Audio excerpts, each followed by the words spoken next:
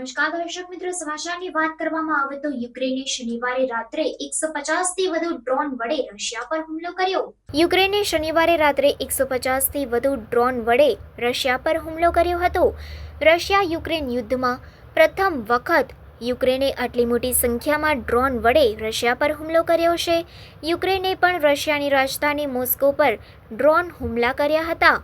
મોસ્કોના mayor Sergei સોબ્યાનિનના જણાવ્યા અનુસાર શહેર પર 11 ડ્રોન દ્વારા હુમલો કરવામાં આવ્યો હતો. આ હુમલાઓમાં એક ઓઇલ રિફાઇનરી અને એક ટેકનિકલ રૂમને નિશાન બનાવવામાં આવ્યા હતા. ઓઇલ રિફાઇનરી પર હુમલા બાદ વિસ્ફોટ થયો હતો. આ પછી ગાઢ ધુમાડો ઉછળતો જોવા મળ્યો હતો.